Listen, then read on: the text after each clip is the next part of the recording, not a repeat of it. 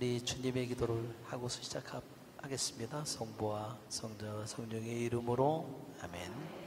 하늘에 계신 우리 아버지, 아버지의 이름이 거룩히 빛나시며 아버지의 나라가 오시며 아버지의 뜻이 하늘에서와 같이 땅에서도 이루어지소서.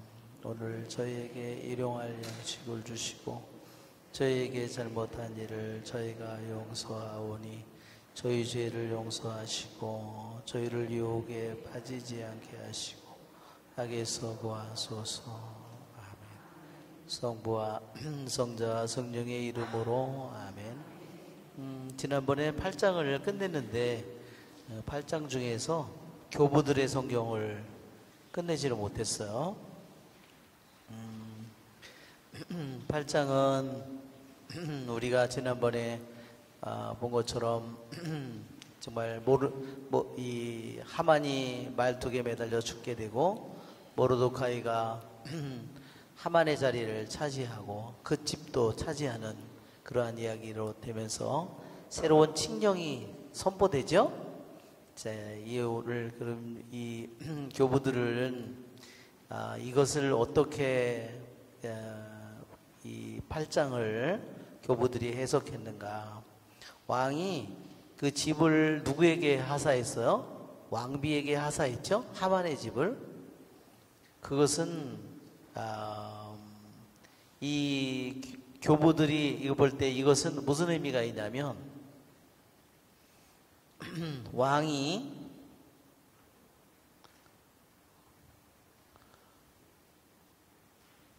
왕비에게 이게 아마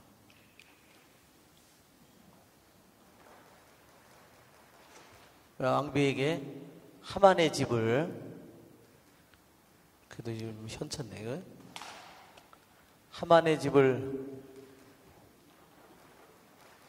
한 주 쉬어서 그런가? 쉬지 않아? 쉬었죠? 추석 때문에? 하만의 집을 이거 두 개다 그러네. 하만의 집을 선사했는데 이것은 이 페르시아 왕이지만 이게 교부들이 볼 때는 이것이 뭐냐면 참된 왕이에요. 참된 왕의 예형이에요. 참된 왕은 누구죠? 하느님이고 예수 그리스도예요. 그러면 왕비는 뭐를 의미할까요? 왕비예요. 이것은 교회를 의미해요. 이것은 가톨릭 교회를 의미하는 거예요. 말하자면 왕비, 에스테르 왕비가 표상하는 바가 뭐냐? 교회예요. 그리고 교회에다가 뭐를 맡겨요? 그 집의 교회의 모든 권한을 맡기는 거예요. 그래서 말하자면 유대인들이 가졌던 모든 예언서, 율법서 그거를 통해서 가져야 될 모든 그 부와 지혜 그 모든 것을 누가 차지해요? 이 새로운 교회가 차지한다 하는 겁니다. 교부들이 바라보는 것은 정말 왜 이렇게 해석을 하는지 알겠죠? 바로 페르시아 왕이 왕비에게 하만의 집을 선사하는 이 모든 것이 바로 하만에게 있었던 부와 모든 명예와 지혜와 모든 것들이 누구에게로 넘어가요? 이제 유대인들에게서 누구에게로? 교회로 말하자면 하만이 말하자면 이게 하만은 유대인을 의미하겠죠? 유대인의 교회를 의미하겠죠? 그래서 이 교회로서는 아마 우리들이 쉽게 이제 이해할 수 있는 그런 부분이에요. 그리고 에스텔이 왕 앞에 엎드려 이스라엘 백성의 구원을 간청하는 그것도 바로 교회가 여기서 에스텔 왕비가 교회의 상징이에요. 교회가 전능하신 하느님 앞에 자녀들의 구원을 위해서 상징하는 간구함을 상징합니다. 왕이 왕호를 이렇게 내밀잖아요. 그것도 누구죠? 그 왕은 바로 항상 그 왕이 표상하는 바는 참된 왕이에요. 참된 왕은 누구죠? 하느님이고 예수 그리스도. 하느님께서 우리에게 자비를 베푸시는 것을 의미해요. 그 페르시아 왕이 왕비에게 이렇게 왕호를, 지금은 이거는 하만의 집을, 이것도 안 지워져. 예. 이거를 침을 묻힐 수도 없고, 지금 침을 묻히려고 그랬는데. 이게 물을 묻혀야 되는 게 아닌가? 예. 여기 있는 물을 좀 묻혀야 되겠다.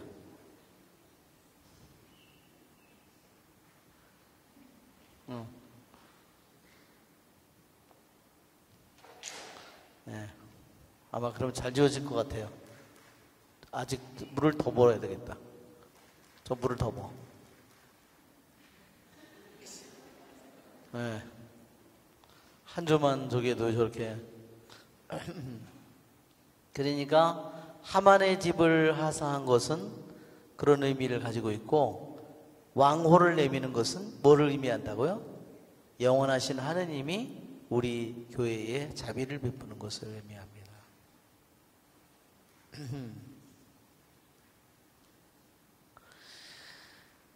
왕비가 새로운 칙령이 나오도록 기도하고 있는데, 그것은 바로 참된 여왕, 그 에스텔이라는 왕비가 표상하는 바는 교회라고 그랬죠?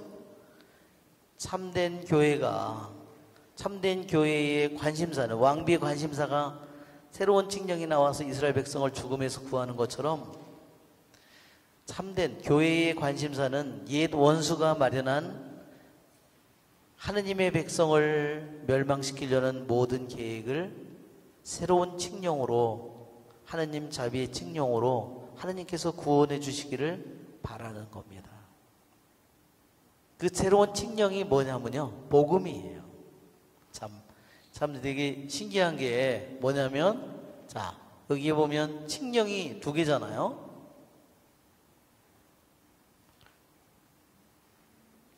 그전에는 이렇게 물을 묻으면 칠판이 다 텄는데, 그쵸?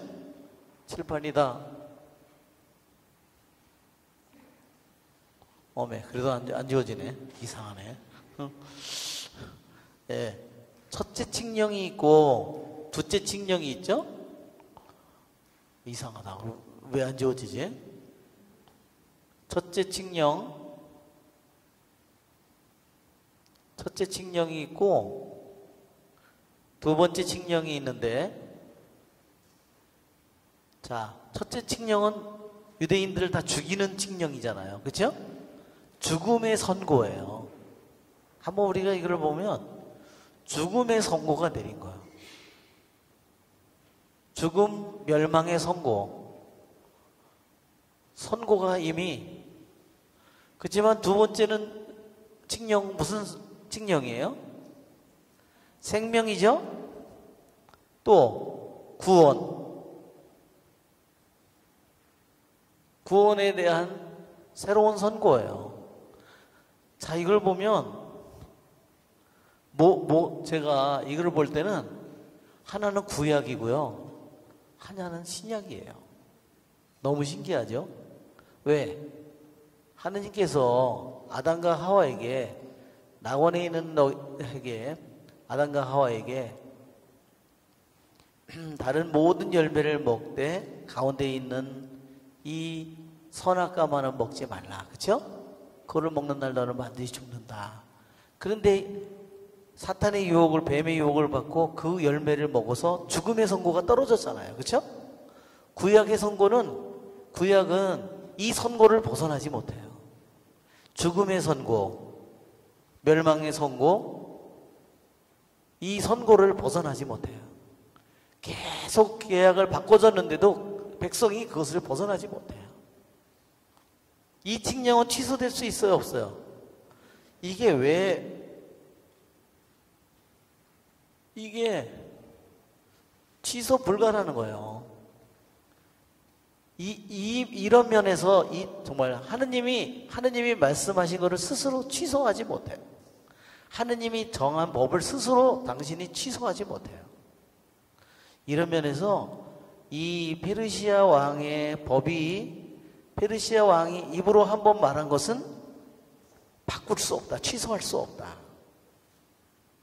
그래서 이 법령의 이 성격을 페르시아의 이 법의 성격을 보면 이게 하느님의 말씀에 하느님의 법에 들어있는 성격을 우리들에게 느끼게 해줍니다.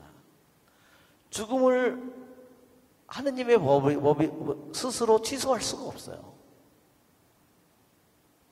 그러니까 신약이라고 하는 이 두 번째 칙령은, 그러니까 이것이 구약의 하느님의 법이라면 하느님의 법처럼 하느님의 법이 취소될 수 없는, 그러나 이것을 우리들이 볼 때 이것이 예수님을 통해서 온 신약의 법을 우리에게 보여줍니다. 왜? 죽음과 멸망을 벗어날 수 없는데 예수님은 어떻게 했어요? 그것을 당신의 몸에 이 모든 것을 죽음과 멸망을 당신이 지고 우리에게는 뭐를 줬어요? 자비를 베풀어 줬어요. 그러니까 우리를 방어하고 우리들이 다시 생명을 얻고 구원을 얻을 수 있는, 그래서 이 에스겔기가 참 굉장히 신비하다는 생각이 많이 들어요. 굉장히 예언적이라는, 에스겔기가 성경의 한 부분이지만, 짧은 부분이지만 페르시아의 나라의 얘기를 하는데 그 이야기 속에 신구약의 이 모든 구원의 역사가 들어있다는 것이 너무나 놀라운 점입니다.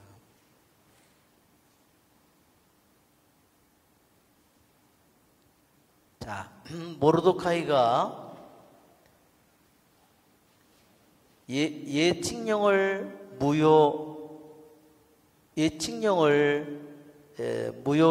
무효화시키는 세 번째 달, 즉 시완달 24일 날 새 칙령을 쓰죠.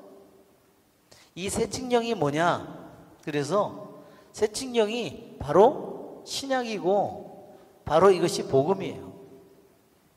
그래서 왜 멸망해야 될 그들에게 복음이, 기쁜 소식은 뭐냐면 그들에게 생명과 구원의 소식이에요. 기쁜 소식. 그래서 교부들은 제2칙령이 의미하는 바가 뭐냐?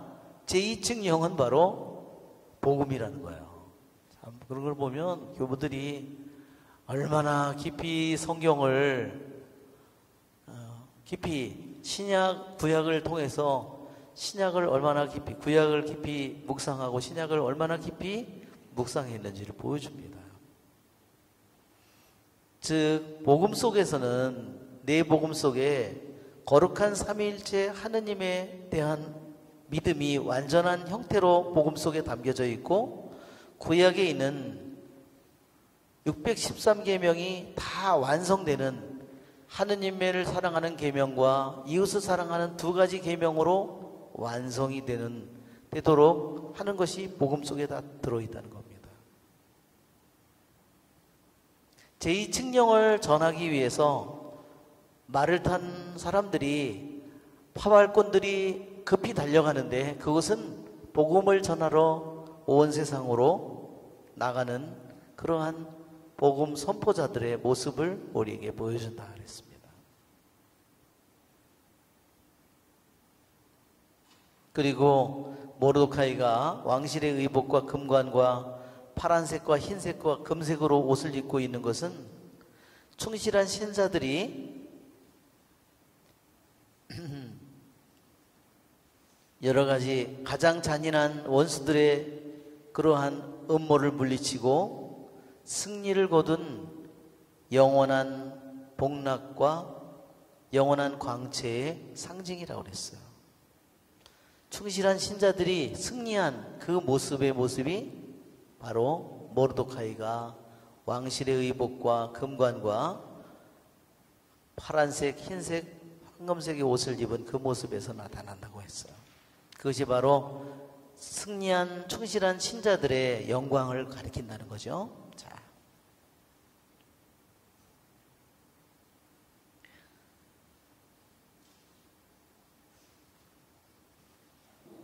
자, 이제는 오늘 9장을 우리가 하도록 하겠습니다.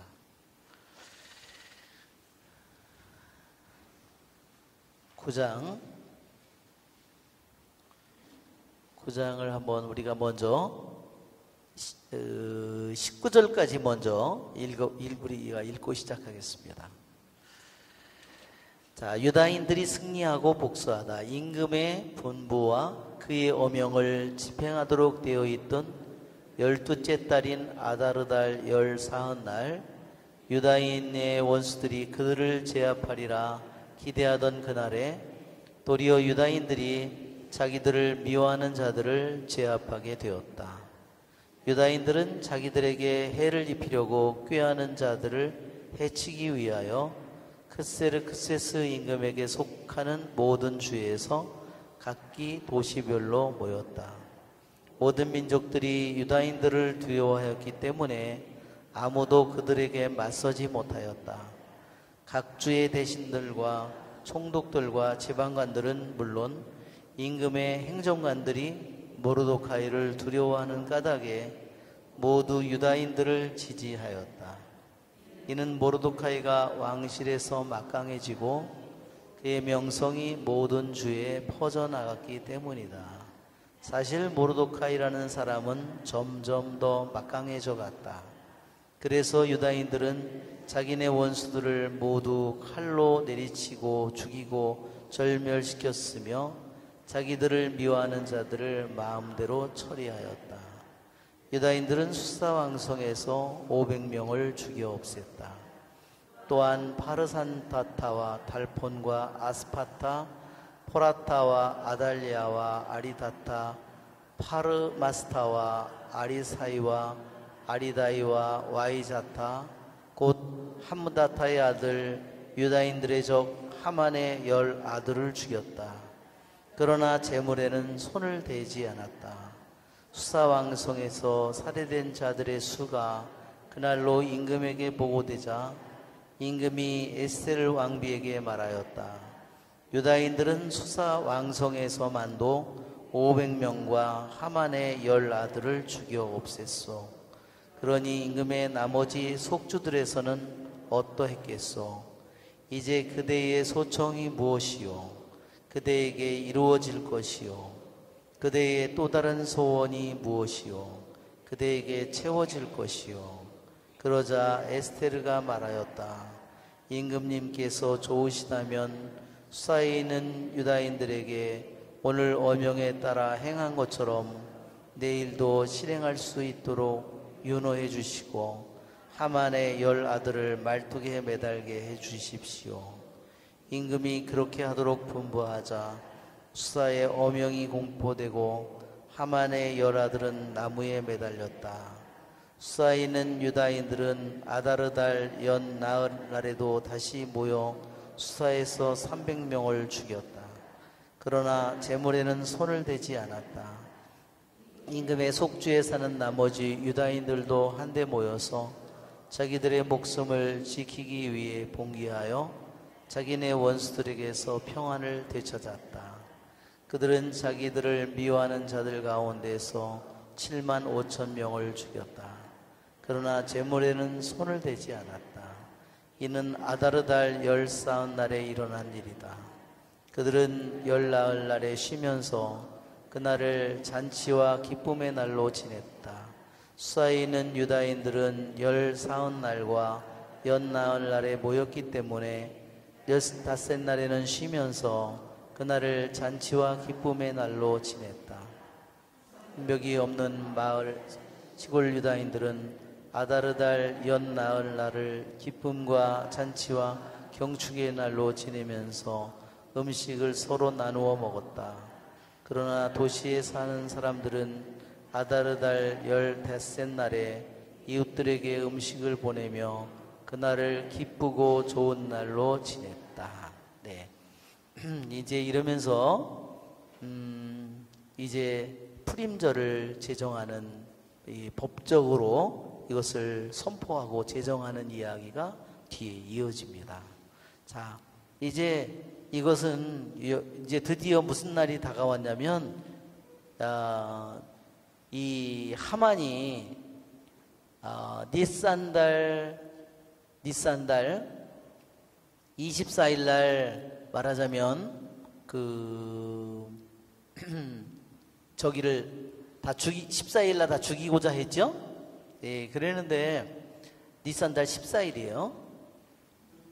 이제는 셋째 달 24일 날 둘째 칙령이 나왔고, 이제 첫째 칙령과 둘째 칙령대로 이제 이 하만의 아말렉 족과 이스라엘 이 두 사람들이 드디어 결전을 벌이는 날이 말하자면 12월, 여기에 보면 아다르달이라고 나오는 거죠. 자,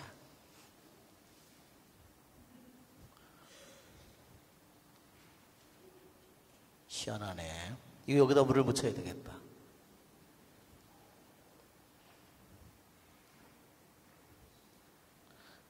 예, 우리가 이제 이게 어떻게 진행된가를 보면, 첫째는 첫째 달 14일 날 첫 칙령이 나온 거예요. 첫째 칙령이 나왔고, 세 번째 달 24일 날 두 번째 칙령이 나왔죠. 두 번째 칙령이 나옵니다. 그런데 이제 이 칙령은 어떻게 해요? 유대인들을 다 죽이라는 칙령이고, 이것은 이제 아말렉 족과 싸워 아말렉 족을 쳐서 죽일 수 있다는 칙령이에요. 그래서 결국은 12월 아다르달 말하자면 14일 날 드디어 이 싸움이 벌어지는 겁니다.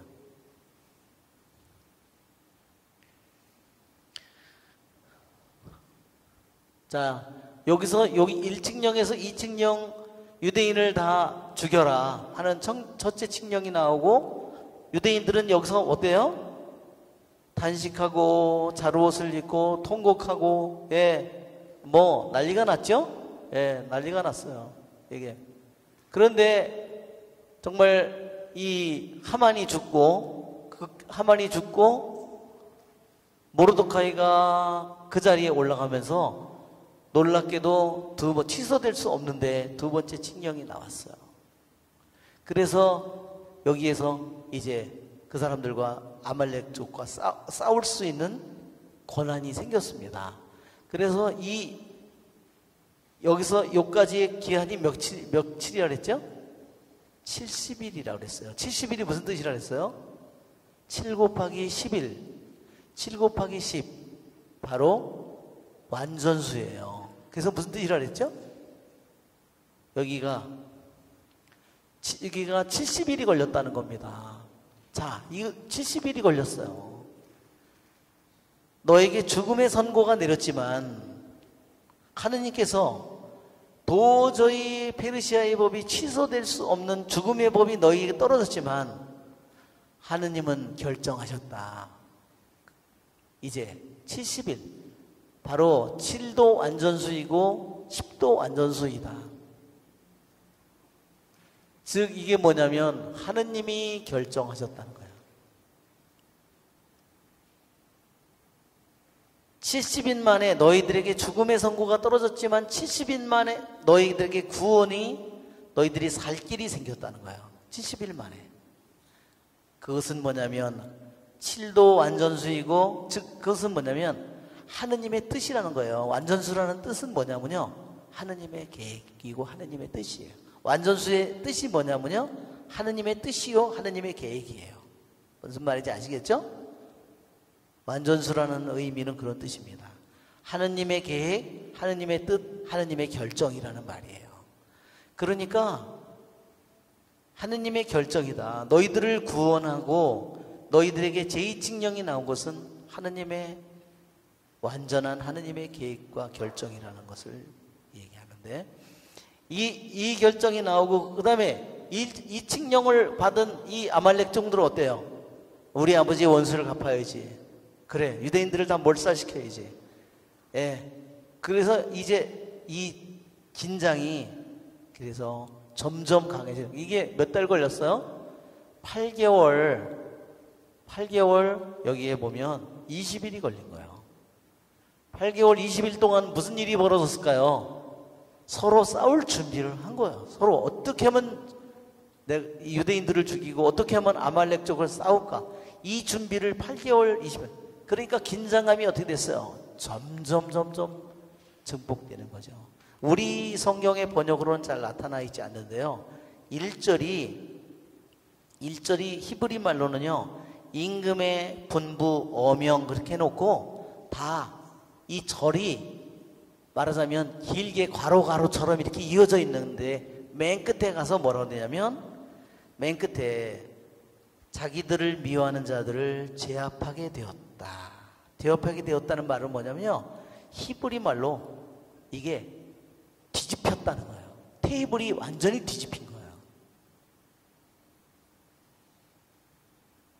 히브리 말로는 합학이라고 그럽니다. 합학. 완전히, 그러니까 여기에 1절에 나오는 이 말이 임금의 어명이라는 단어가 나온 다음에 그 다음에 계속 이렇게 줄줄이 나오다가 맨 끝에 뒤집혔다 이렇게 나온다는 거예요. 예, 판결이 완전히 뒤집혔다는 거예요. 여기 이것이 이렇게 뒤집혔다는 거예요. 정반대로. 자기네들이 유대인들을 이기리라고 생각했던 그 모든 일들이 완전히 뒤집혔다. 그래서 이 모든 것을 뭐를 뜻하냐? 이 모든 것은 긴장을 뜻한다는 겁니다. 이 말로 그걸 표현했다는 거죠. 이 안에 사이에 그 말들을 집어넣어서 실제로 뒤집힌 일은 맨 끝에 나오고 처음에 임금의 어명에 따라서 뒤집혔다 이렇게 딱 나오지를 않고 임금의 어명되고 중간에 말들을 계속 집어넣고 맨 나중에 뒤집혔다고 해서 이 긴장감을 증폭시키고 있음을 보여준다는 겁니다.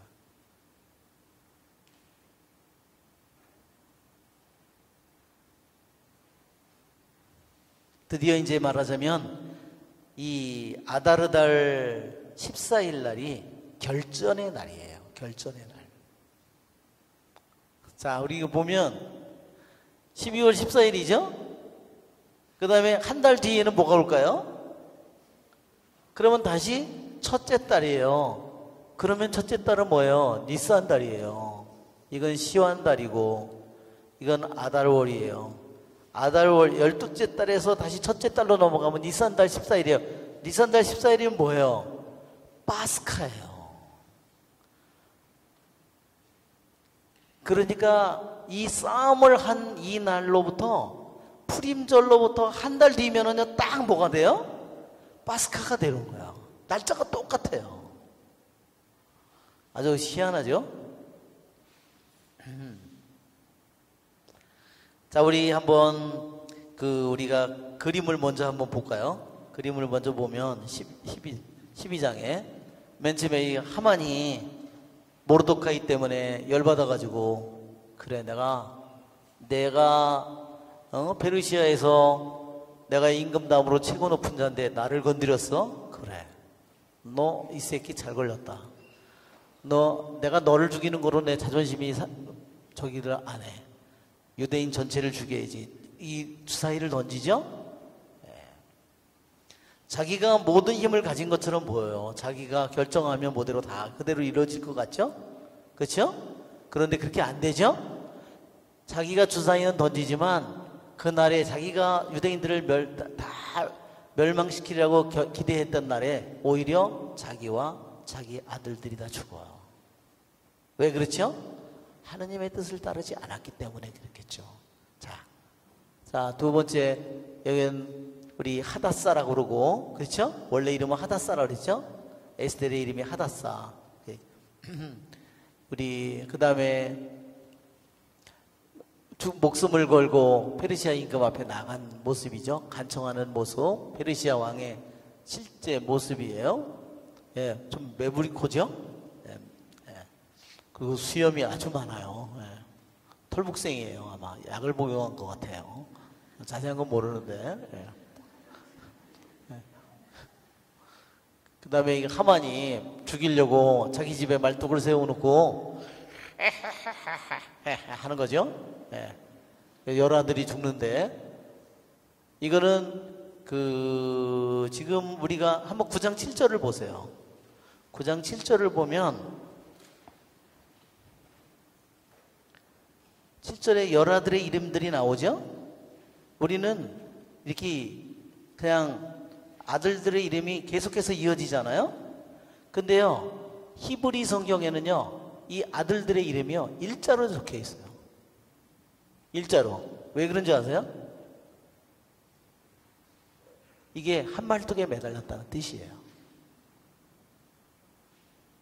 그래서 여기에 나온 것처럼요, 성경을, 히브리 성경을 쓸 때 더 다음에 나오는데,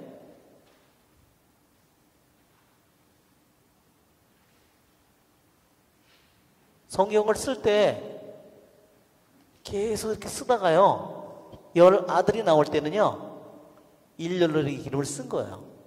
이름 하나만 쓴 거예요. 여기에 나오는 글자는요, 에트라고, 우에트. 이거는 그리고요.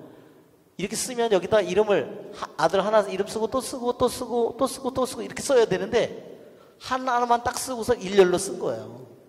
그것은 뭐냐면, 아버지가 다 죽은 그 나무에 이 아들도 똑같이 열 아들이 한 나무에 다 달렸다는 거예요. 이렇게 달렸다는 거예요. 이렇게 그 나무가 말뚝이 22m라 그랬죠? 여기에 이렇게 매달렸다는 거예요. 이런 식으로. 이게 이름을 저렇게 쓴 이유예요. 한 페이지에 저렇게만 쓴 거예요. 딱 아들 한 페이지에 한 두루마리의 페이지예요. 아들 이름만 10개 쓴 거예요. 일렬로 아래서.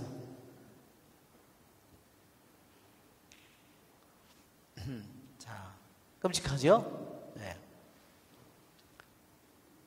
자, 이거는 역사 시간을 말하자면, 여기 말하자면 에즈라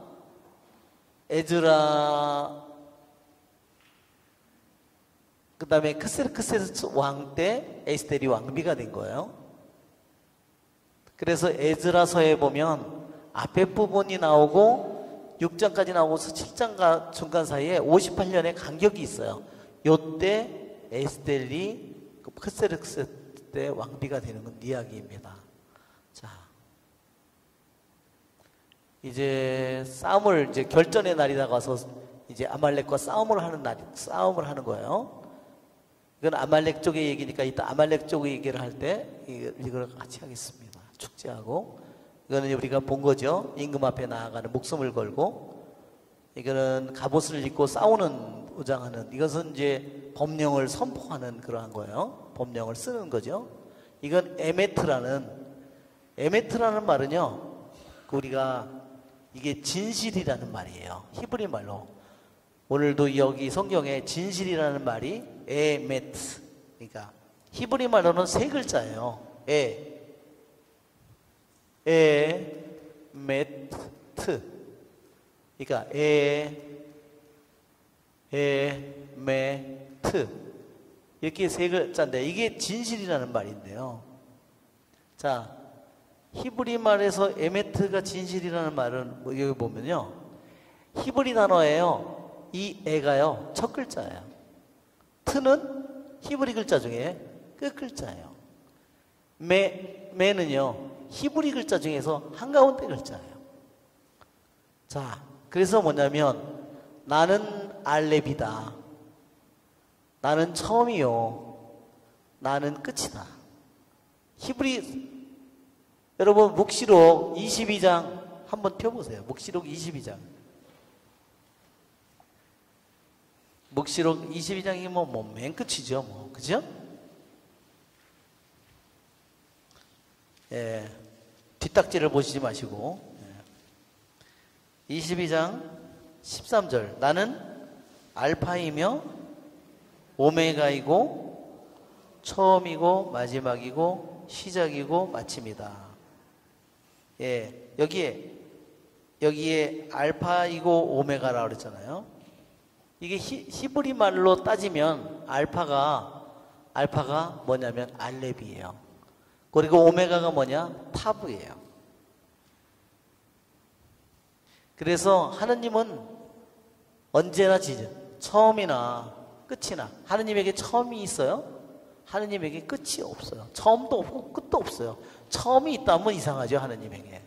인간에게는 처음이 있겠지만 하느님에게는 처음이 있을 수 없어요. 처음이 있다면 그 처음 이전에는 뭐예요? 존재하지 않았다는 거죠. 말이 안 되죠. 하느님에게는. 그렇지만 그냥 하느님은 첫째이고 끝이고 하느님은 중간이다. 그래서 하느님이 영원하다는 것을 의미하는 말이에요. 자, 에메트. 예, 그래서 이것이 진리라는 말이에요. 에메트. 자, 승리한. 이제 숫자는 이따가 이제 히브리 저기 할 때 숫자가 나올 거예요. 일본의 전범들, 승리한 모세, 홍해바다를 건너서 승리의 노래를 부르는 모습들이에요. 모세와 미리암. 이게 야훼 니시에 나오는 르피딤에서 아멜렉족과 전쟁을 하는 모습이에요. 아론과 후르가 양쪽에서 팔을 받쳐들고 모세는 돌에 앉아 있는 거죠. 이게 푸림을 지키는 유대인들의 그러한 표상들을 그려놓은 겁니다. 이 표상 중에서 특이한 것이 하나 뭐냐면, 여기 과자도, 이건 과자고요. 이거 두루마리. 이게 에스델 메길라시예요. 메길라 에스델. 꼭 두루마리로, 책을 읽지 않고 두루마리를 가지고 읽어야 되는 거예요. 왜? 두루마리가 무슨 뜻이라 그랬죠? 뭔가를 드러낸다, 이런 뜻이라고 했어요. 에스델은 감춘다는 의미고, 이 메길라가 5건이라고 그랬죠? 축제 때 있는 작은 두루마리. 큰 두루마리 5개는 모세오경이고요. 작은 두루마리 5개는 이거를 메길라라고 부르는 겁니다. 이 메길라, 큰 두루마리 5개는 모세오경이고 작은 두루마리 5개는 메길라인데, 이 메길라, 그래서 두루마리는 어때요? 펼치잖아요. 이렇게 감겨져 있는데 이렇게 펼치죠? 그래서 드러낸다는 의미를 가졌습니다. 자, 여기에 보면 이게 있는데, 이게 뭐냐면요, 소리를 내는 거예요. 저걸 이렇게 돌리는 거예요. 저거 돌리면 소리가 나는 겁니다. 이게 푸림절에 유대인들이 사용하는 거예요. 조금 이따가 이제 그걸 보여드릴게요. 어떻게 사용하는가. 이게 푸림절 축제를 이제 보여주는 겁니다. 이게 이렇게 생긴 거예요. 여기서 돌아가게 생겼어요. 이렇게 돌리면 돌아가도록 만들어진 겁니다. 이 이름이 그레거라고, 그레거. 약간 그레고리 같죠? 그레고리라는 말은요, 그리스 말로 깨어있으라는 말이에요. 이건 그레거라고. 이게 뭐 이런 소리를 따라서 만든 말인 것 같아요. 이게 이제 좀 있으면 이제 이야기가, 이 교수형에 당하는 이 사람이 이제 줄리우스 스트라이허라는 독일 2차 세계대전 전쟁 전범으로 교수형 당한 10명 중에 한 사람이에요. 독일 사람이죠. 예. 자, 이제 우리 앞으로 다시 돌아가면,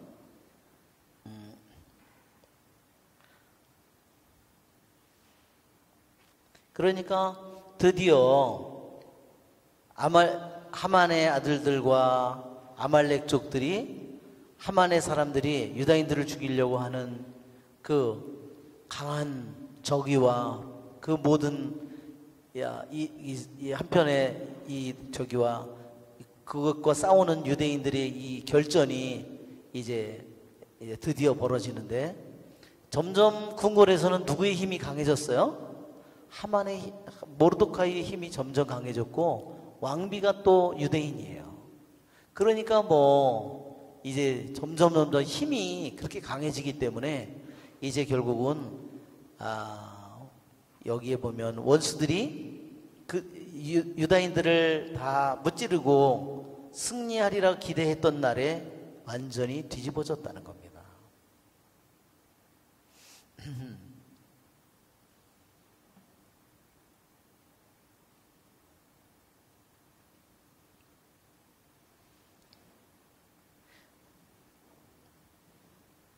유다인들은 자기들에게 해를 끼치려고 꾀하는 자들을 해치우기 위하여 크세스 임금에게 속하는 모든 주에서 각기 도시별로 모였다. 예, 그들이 이제 준비할 기간이 아직도 8개월이나 남았으니까, 그렇죠? 그들이 이제 누가 적인지를 어느 정도 서로들 간파했겠죠? 예. 그래서 그들이 점점 다 이제 모여서 이제 싸울 준비를 한 거죠. 그렇지만 다른 민족들로, 유대인에 비해서 페르시아에 다른 민족이 훨씬 많지만, 왜냐하면 이 첫째 칙령의 이 유혹은 뭐냐면요, 유대인들을 죽이고 재산을 다 몰수하라는 거였잖아요. 그러니까 이 가난한 사람들이라든지 이 재물의 욕심을, 유대인들이 돈이 많으니까 그거의 욕심을 가지고 있는 사람들이 가담하기가 쉬운 거죠. 그러니까 페르시아 전체에서 유대인을 뺀 나머지 백성 전체하고 유대인의 숫자를 비하면 누가 많아요? 유대인의 숫자는 비교가 되지 않을 만큼 적죠. 그러니까 따지고 보면, 숫자로 따지고 보면 이 첫째 칙령을 따라서 유대인들을 죽이고 모든 재산을 다 차지할 수 있는 이 다른 민족들이 이걸 하고자 한다면 숫자로는 유대인들이 상대가 되지 않아요.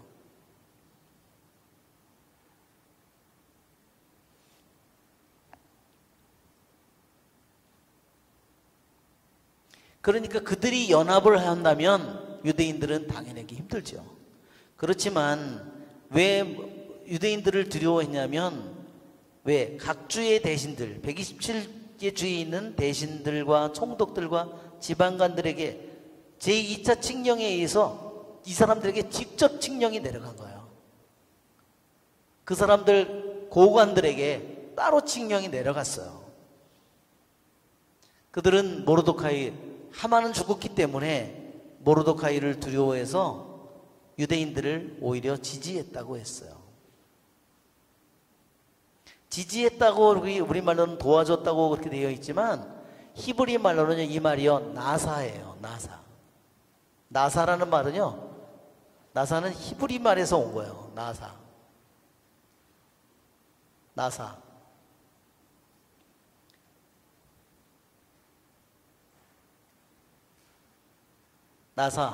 이 말은요, 뭐냐면 들어올리다, 이런 말이에요.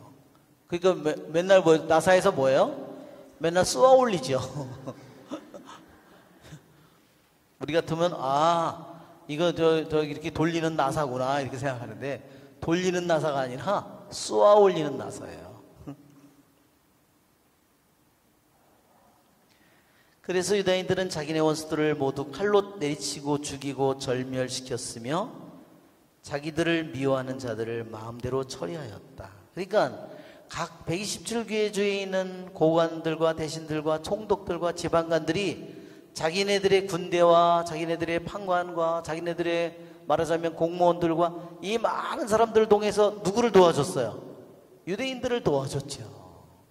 유대인들을 보호해주고 지켜주니까 그 사람들이 당해낼 수가 없었어요. 유대인들은 수사왕성에서 500명을 죽였다. 여기도요, 하나하나가 다 뜻이 있어요. 500명을 죽였다. 수사왕성에서 500명을 죽였다. 자, 500명은 뜻이 뭐냐면요, 50 곱하기 10이에요. 10은 뭐라 그랬어요? 완전수라고 그랬죠? 10, 완전수. 하느님의 뜻이요, 하느님의 결정이라는 말이에요. 그러면 50은 뭐예요? 50이라는 숫자는 뭐가 생각나죠? 왜? 오순절이죠? 자, 오순절이 뭐예요? 오순절이 아니라 사실은 77이 49, 안식년이 7번 오고 그 다음에 오는 해가 신년이라 그랬죠. 오순절이 아니라, 오순절도 맞지만 이거는 희년의 의미예요. 50은 희년, 대희년, 주빌리.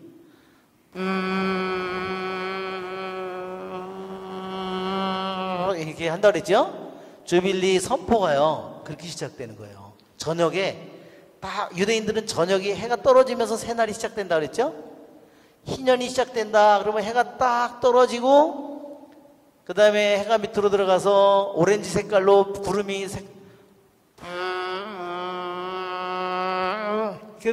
그거를 부는 겁니다. 그것이 희년이 시작되는 거예요.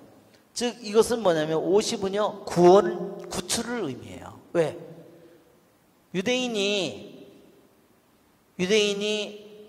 너무 돈이 없어서 가난해져서 나중에는 빚도 지고 집도 팔아먹고 땅도 팔아먹고 모든 거 다 팔아먹고 나중에는 이제 몸까지 자기가 남의 집에 가서 노예로 살아야 돼요. 그렇게 된 사람이 50년이 되면 희년이 돼서 자유의 몸이 된다 그랬죠? 이게 그래서 50은 유대인들에게 구원, 구출을 의미하는 거예요. 해방을 의미하는 거예요. 즉 500명을 죽였다는 것은 유대인들에게는 해방을 의미하는, 구출을 의미하는, 구원을 의미하는 겁니다. 그래서 구출과 하느님의 이스라엘 백성을 구출하는 것이 하느님의 뜻이라는 것을 말해주는 겁니다. 그 다음에 여기 보면 열 아들이 아까 나왔죠? 열 아들이 나왔는데 열 아들의 이름이 히브리 두루마리에서 이 이름을 쓸 때 아까도 얘기한 것처럼 여기 히브리 말로 이쪽부터 시작하니까 이렇게 한 페이지가 있으면 이름을 이렇게 써서 이렇게 써야 될 텐데 이름을 이렇게 안 쓰고 이 페이지에 다른 거 아무것도 안 쓰고 빈 칸으로 다 내버려 두고 이 아들 이름만 10개를 이렇게 딱 썼다는 거예요. 그래서 22m짜리 그 하만이 세운 그 말뚝에 열 아들이 맞달렸다는 거예요. 자, 이거 보세요. 그런데 곧 함다 때 아들 유다인들의 적 하만의 열 아들을 죽였다. 그랬는데요. 그러나 제물에는 손을 대지 않았다 그랬어요. 자, 며칠 날 그랬어요 이것이? 14일 날 그랬죠? 여기에 14일 날 이게 죽은 거죠? 14일 날 죽었는데요. 왕비가 그 다음날 가서 얘기를 해요. 한번 보세요. 그 다음날 수사왕성에서 살해된 자들의, 그러니까 이거는 왕의 도시에서 이런 일이 벌어진 거예요. 자, 거기는 모르도카이가 하만처럼 높은 자리에 앉아있고 모든 고관들, 대관들, 모든 사람들이 유다인들을, 왕비도 유다인이고 모든 유다인들을 지지하고 있는데도 500명이 일어나서 이 도성에서 싸움을 벌였어요. 자, 임금이 에스텔 왕비에게 말하였다. 유다인들은 수사왕성에서만도 500명과 하만의 열 아들을 죽여 없앴소. 그러니 임금의 나머지 속주들에서는 어떻겠소? 이제 그대의 소청이 무엇이요? 그대에게 이루어질 것이요? 그대의 또 다른 소원이 무엇이요? 그대에게 채워질 것이요. 예. 에스텔에게 말하였다. 임금님께서 좋으시다면 수사에는 유다인들에게 오늘 어명에 따라 행한 것처럼 내일도 실행할 수 있도록 윤호해 주시고 하만의 열 아들을 말뚝에 매달게 해 주십시오. 이미 죽었어요. 그렇죠? 이미 죽었는데 말뚝에 매달게 해달라고 그랬어. 그래서 어떤 사람들은 아니 이 왕비가 너무 잔인한 것이 아닌가 이렇게 이제 얘기를 하는 사람들도 있는 겁니다. 그럴 만도 하죠? 이미 죽었는데 왜 그렇게 했을까? 예, 아주 정말 굉장히 정말 소름 끼치죠? 왜 내일도 실행할 수 있도록 했냐면 이게 첫째 칙령도요, 첫째 칙령도, 둘째 칙령도 이것을 할 수 있는 게 유대인들을 죽이고 재산을 빼앗아도 좋다. 유대인들은 자기를 방어하고 그 사람들 죽일 수 있다. 이 싸움은요, 오직 12월 14일 하루에만 유효한 거예요. 다른 나라에는 그걸 할 수 없어요. 그런데 싸움을 하다가 도망친 사람들은 어떻게 할 거예요? 왜? 적은 분명히 나타났어요. 숨겨져 있는 모든 적. 그냥 평상시는 몰랐는데 그날이 되니까 적이 나타나서 싸웠는데 다 죽이지 못한 사람들은 도망을 친 사람들이 있어요. 그 사람들이 있는 한은 어때요? 언젠간 그 사람들이 몰래 길거리나 어디서 그냥 찔러서 죽이려고 할 거 아니에요. 그렇기 때문에 이제 적이 누군지를 알게 됐어요. 도망친 자들이 있는 거예요. 그 사람들을 죽일 수 있도록 내일 하루 더 저기를 해달라고 한 겁니다. 이해가 되시죠? 네. 그런데 왜 죽은 아들은 왜 연아들을 말뚝에 매달았을까? 자, 여기에요. 내일도라는 말이, 여기에 내일도, 이 말이 이것이 예언이라는 거야. 내일도, 내일도 처형할 수 있게 해주시고 내일 말뚝에 매달게 해주십시오. 이게 예언이라는 겁니다. 자, 아까도 그 히브리 이름 여러분들 아마 프린트물에 여러분 오늘 받으셨죠? 프린트물에 여러분 오늘 보시면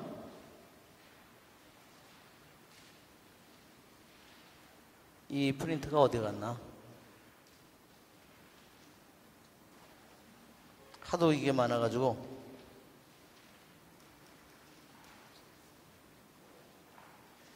어메, 아 여기 있네. 오늘 프린트물에 여러분 보면 시커먼 부분이 있죠? 거기에 보면 우리 한번 여기 이 부분인데, 예, 이것도 시커매가지고 잘 안 나오네. 여기에요, 하만의 10 아들의 이름을 성경에서 썼는데요. 우리 이 표에 보면, 여기에 보면요, 여기에 이거를 세워 이렇게 보면, 오른쪽에서 두 번째 이름에 보면요, 이름이 여기 나오는데, 이름이, 예,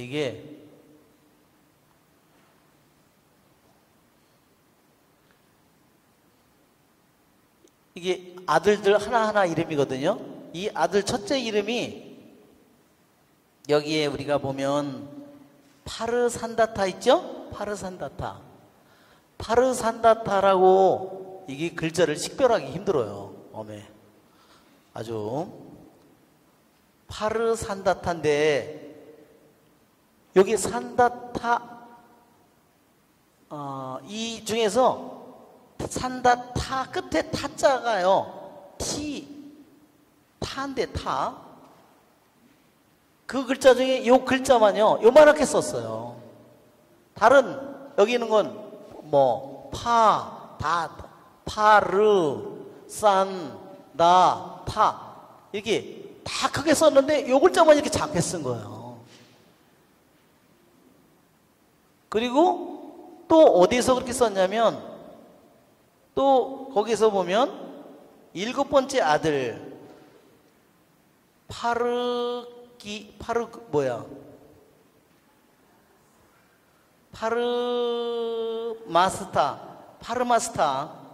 파르마스타에서 다시 마슈타에서 다시 시자만을 작게 썼어요.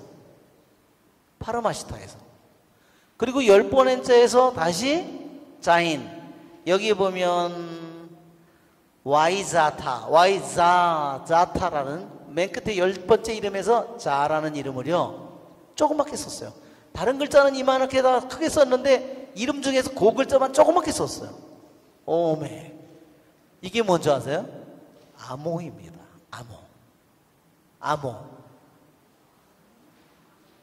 암호화 시킨 거예요. 아니 이름 중에서 왜 한 글자를 제 이름 같으면 이렇게 썼다면, 제 이름이 안규도라면 이렇게 썼다면, 히브리 글자식으로 쓰면 갑자기 기억을, 이 중에 기억을 코딱지만하게 쓴 거예요. 어미. 그죠? 이것이 암호인데요. 여러분 지금 표를 보면 한번 세 글자를 한번 찾아보세요. 세 글자를. 자, 타. 뒷페이지를 보세요. 타를 찾아보면 숫자 값이 얼마예요? 아까 타가 맨 끝에 글자라고 그랬죠? 타가요. 몇 글자예요? 400이에요. 시가 몇이에요? 예, 시 5점 넣으면 안 되고, 예, 시가 300이에요. 그 다음에 자인은 뭐예요? 자인은 7이에요. 다. 그럼 숫자를 다 합쳐보세요. 몇이에요? 707이에요. 이야, 웃기네. 그러니까 유대인들은 알아도 다른 사람은 죽어도 못 알아듣는 거예요. 707. 그런데요, 이 글자를 다시 보면요, 이 성경에 보면 맨 아래쪽에요,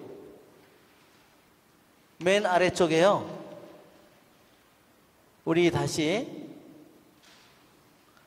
맨 아래쪽에 여기에요, 바브가 나오는데, 이 바브는 다른 글자보다 훨씬 크게 써 있는 거예요.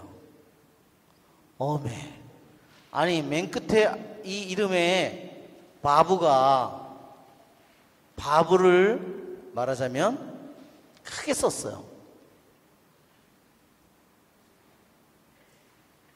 다른 글자는 요만하게 썼다면 이것만은 바브를 이렇게 크게 쓴 거예요. 어메. 아니 왜 이렇게 썼을까? 바브를 찾아보면 숫자 값이 얼마예요?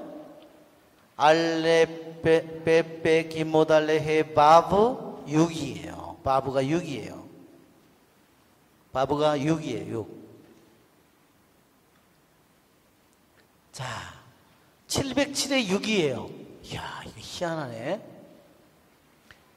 바브 여기에 테, 쉬, 자인 707이라고 그랬고, 작은 다른 글자보다 작게 만든 것은 숫자를 더하면 707인데 이건 뭐냐면 707년을 가리킵니다. 그러면 큰 글자는 뭐냐? 큰 글자는요 1000년을 가리키는 거예요. 곱하기 1000년. 그럼 몇 년이에요? 6000년이에요. 우리가 생각할 때는 6707년 같지만요, 실제로는 몇 년이냐면요 5707년입니다. 왜 그렇게 되냐면요, 첫째 밀레니엄, 둘째 밀레니엄, 셋째 밀레니엄, 넷째 밀레니엄, 다섯째 밀레니엄, 그래가지고 첫째 밀레니엄은 첫째 밀레니엄은 1년서부터 말하자면 1000년까지요. 둘째 밀레니엄은 어떨까요? 1001년서부터 말하자면 2000년까지고 이렇게 된 겁니다. 그래서 여섯 번째는 어떻게 되냐면 5000년서부터 6001년서부터 6000년까지 이렇게 된 거예요. 그렇기 때문에 여기에 큰 글자로 6자를 써놓은 바브는 뭐냐면 여섯 번째 밀레니엄, 여섯 번째 천년이라는 거예요. 여섯 번째 오는 천년이 뭐냐? 5000년을 가리키는 거예요. 5000년대를 가리키는 거예요. 5000년대를 가리키는 말입니다. 그러면 이거를 더하면 뭐가 돼요? 5707년이에요.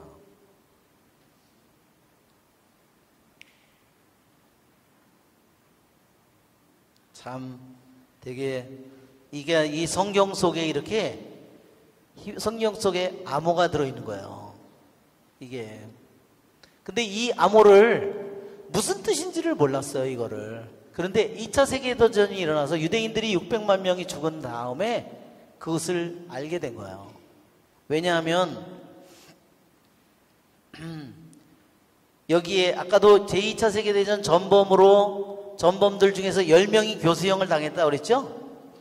원래요, 제2차 세계대전에 전쟁 범죄자, 일본도 전쟁 일으킨 사람들이죠? 일본 애들도. 그래서 일본 전범들도요, 많이 사형을 당했습니다.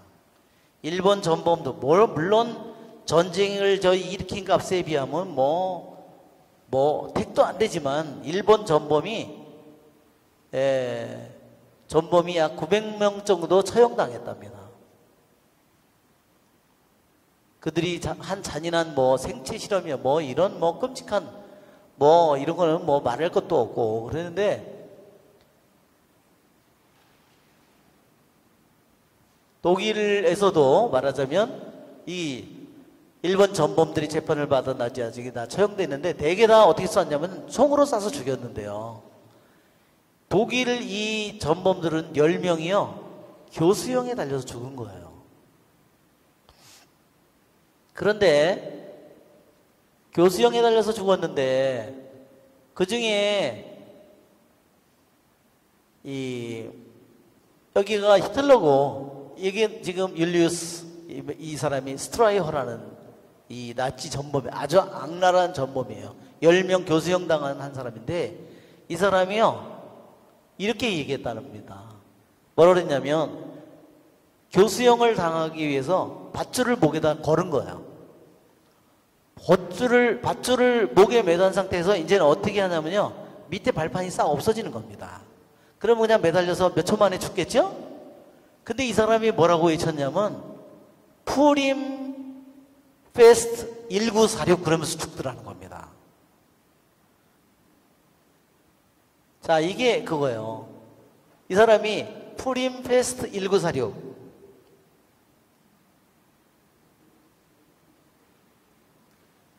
푸림 페스트, 이게 페스트는요, 이게 푸림 축제를 가리켜, 축제 페스티벌의 약자예요. 페스트 1946. 이 1946이요, 이 사람들이 처형된 해 10월인데요. 이 해가 유대인 달력 계산으로는 5707년이라는 겁니다. 그런데 저 독일애가 유대인의 푸림을 너무너무 잘 알고 있었고, 자기가 교수형을 당하는 것이 에스겔의 이 9장에 나오는 그대로 자기가 하만의 아들처럼 10명이 교수형을 당했다는 거예요. 너무 소름 끼치잖아요. 그래, 자, 한번 생각해 보세요. 에스겔기에서는 유대인들이 거의 죽지 않았죠? 그런데 2000년이 훨씬 지난 후에는 유대인이 몇만 명이 죽어요. 600만 명이 죽으면서 10명이 교수형당하는 거예요. 그러니까 정말 소름 끼치는 일이. 시간이 너무 이렇게 지나가네. 죄송합니다. 제가 잠시 쉬고 우리가 제가 너무 이게 깊이 빠져가지고 10분 동안 우리 쉬도록 하겠습니다.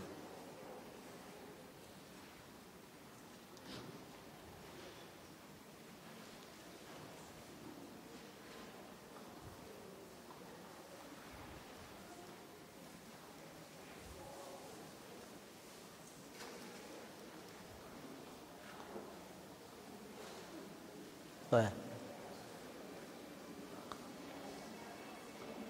밖에서 줘야지. 혹시 포도를 드실 분은 있으면 밖으로 나가서 드세요. 포도를, 강화도 포도인데 혹시 포도를 드실 분은 밖에 나가서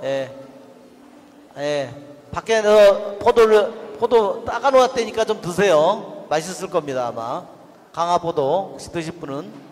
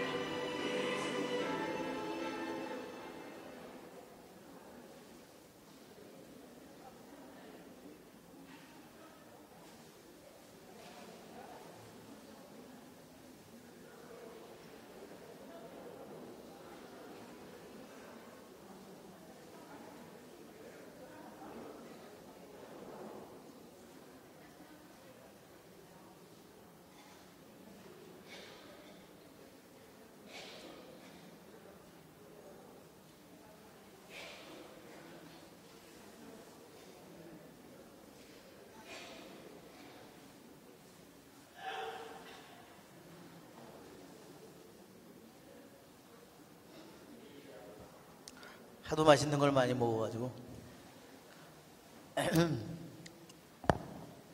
네, 성경 세미나가 수요일 날 시작됐습니다.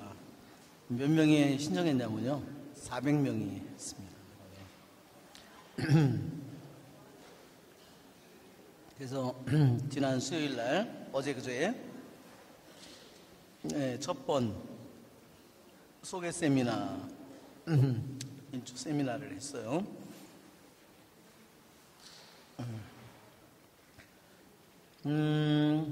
자, 우리 한번 동영상을 한번 볼까요?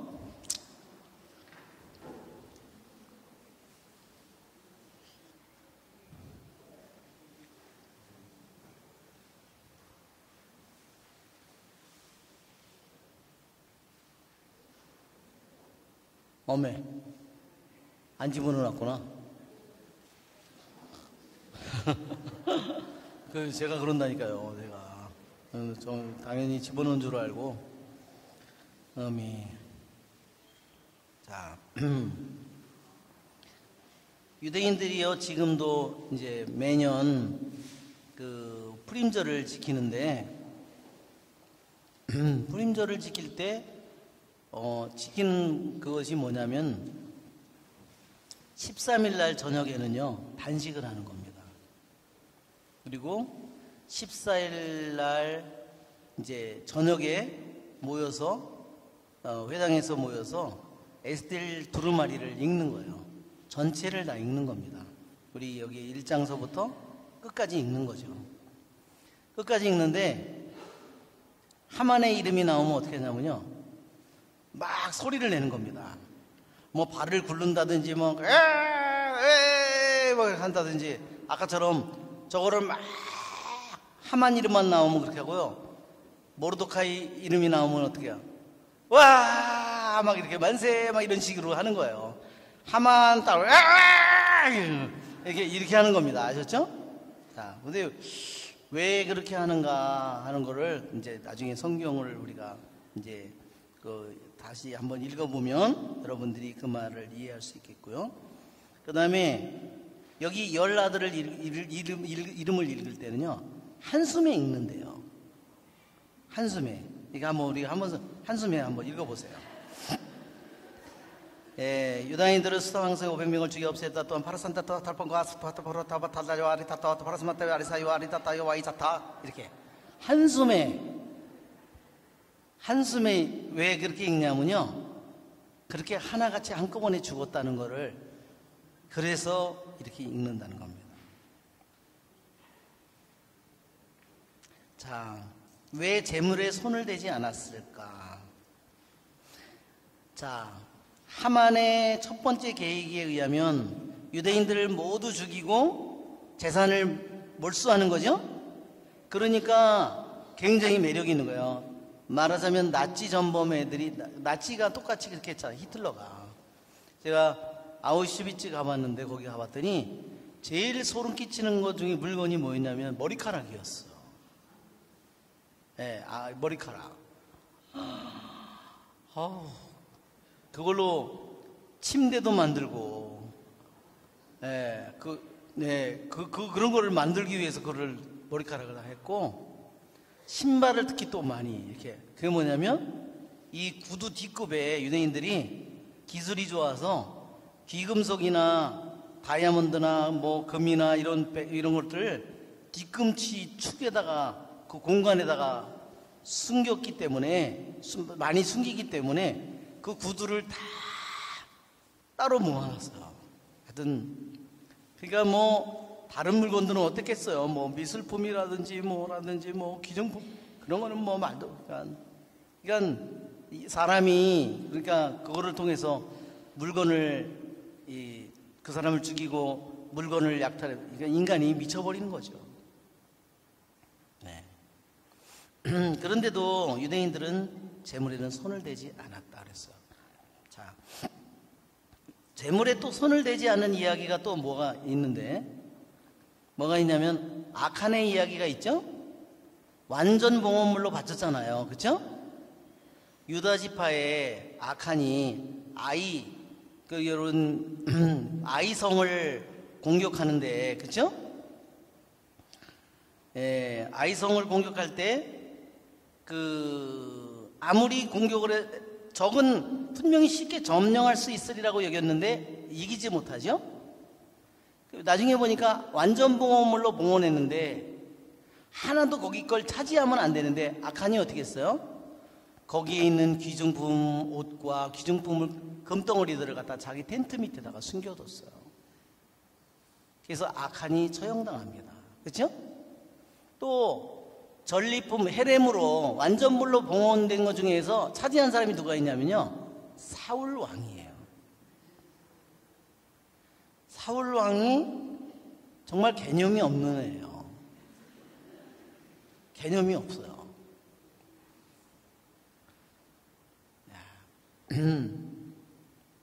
자, 우리들이 오늘 왜 왕비가 죽은 하만의 10아들을 왜 죽었는데 잔인하게 그걸 다시 말뚝에 매달라는 그런 청을 했을까? 그거를 아말렉과의 관계를 이해하지 못한다면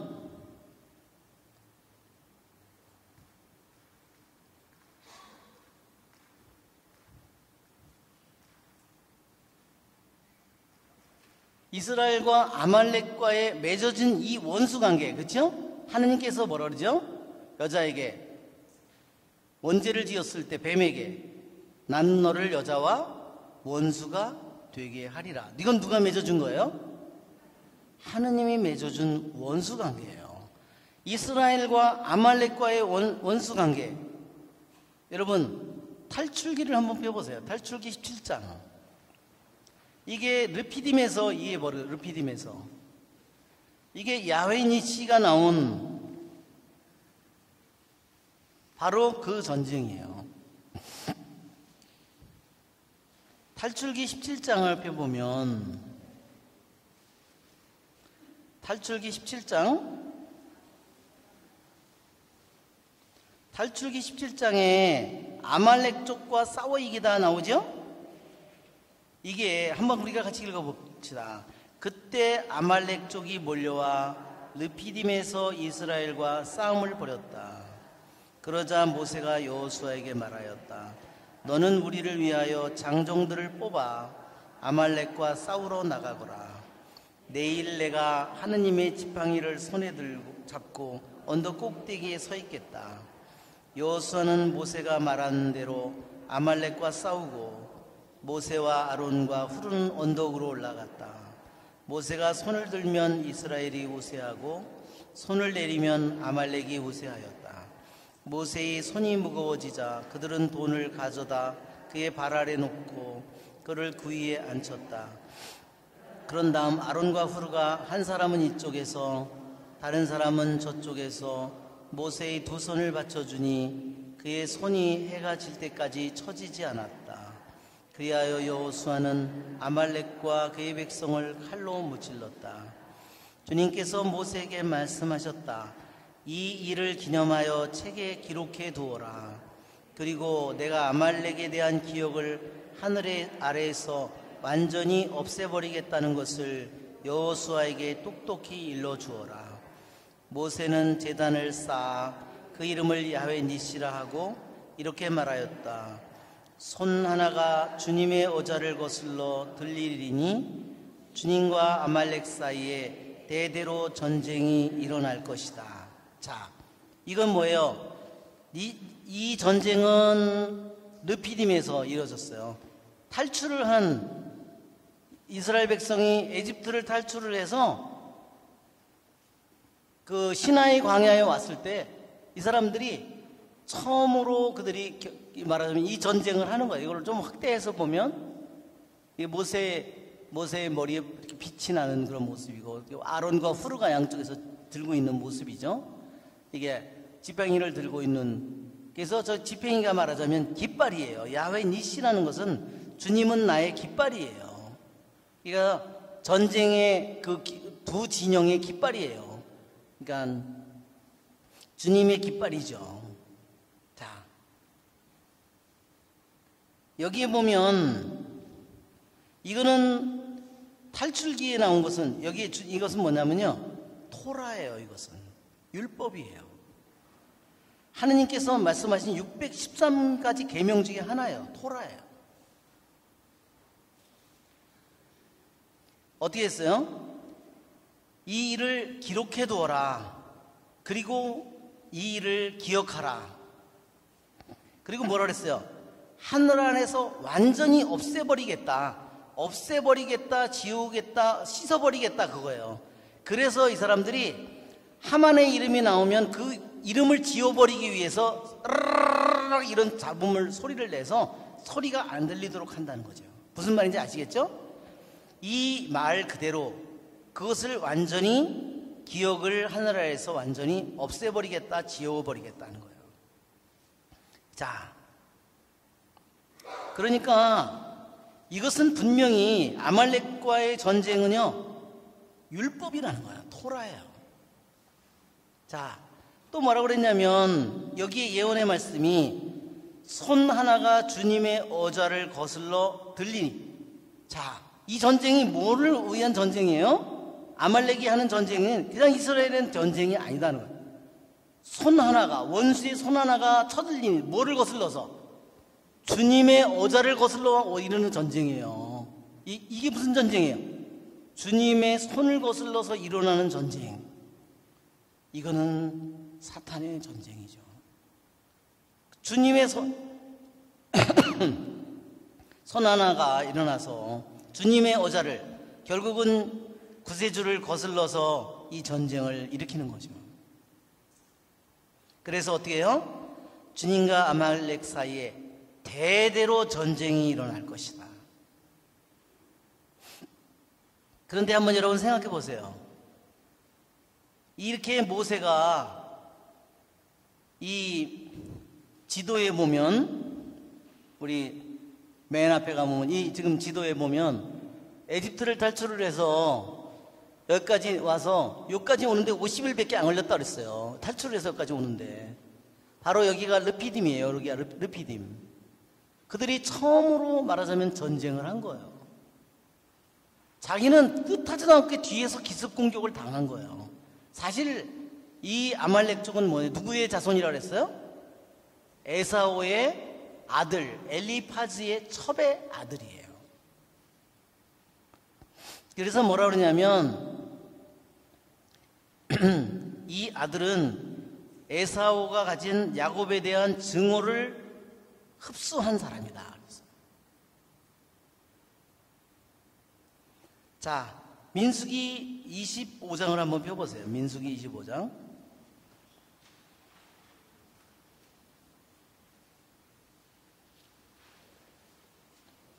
아, 24장이에요. 24장. 민수기 24장 20절.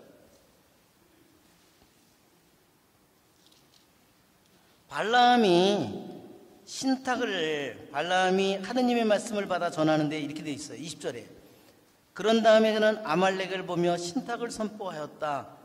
민족들 가운데 첫째인 아말렉, 그러나 그의 종말은 영원한 멸망이 되리라. 자, 뭐라 그랬냐면요, 여기에 예언해 보면 민족들 가운데 첫째라고 그랬어요.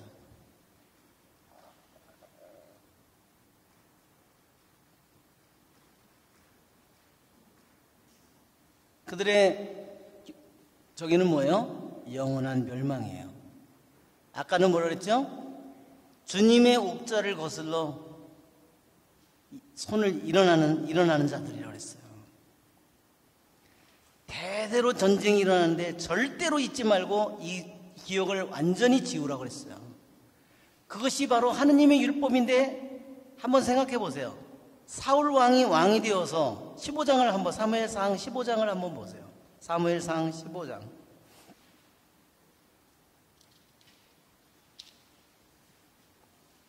사울이 아말렉과 싸우다. 자, 3절. 너는 이제 가서 사정없이 아말렉을 치고 그들에게 딸린 것을 완전히 없애버려라. 남자, 여자, 아이와 젖먹이, 소떼, 양떼, 낙타와 나귀를 다 죽여야 한다. 완전 봉헌물이죠? 자, 그런데 왕은 어떻게 했어요? 아가강은 사로잡고 실한 놈들은 다 가축은 다 살려가지고 오고 완전히 없애버리라고 하나님께서 말씀하셨는데 첫 번째 이스라엘 왕이 개념이 없다는 거예요. 자, 우리가 신명기 25장을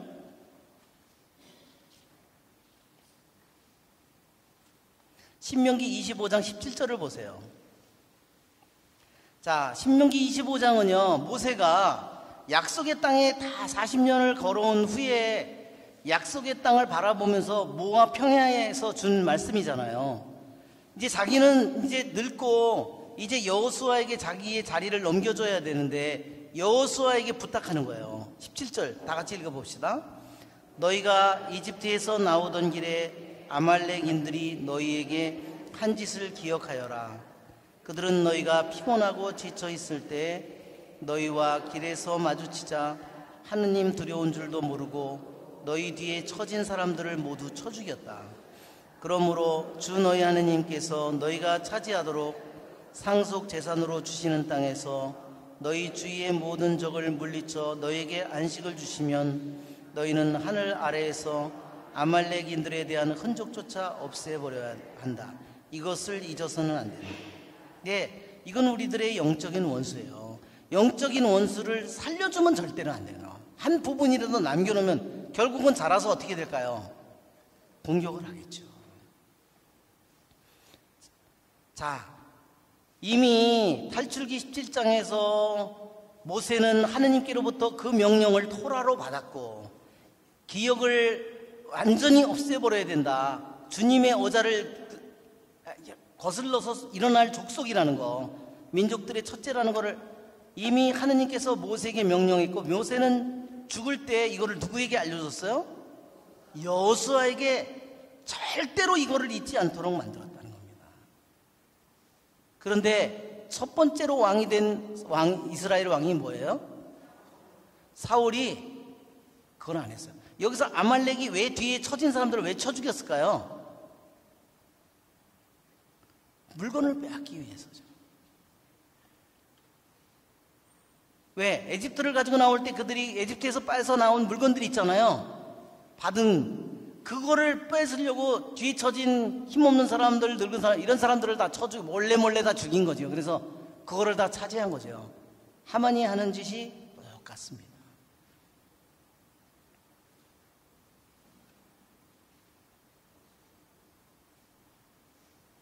이렇게 철저하게 하나님께서 모세에게 명령했고 모세는 여호수아에게 명령했고 이 토라를 사울이 이거를 매일 읽었을까요? 안 읽었을까요?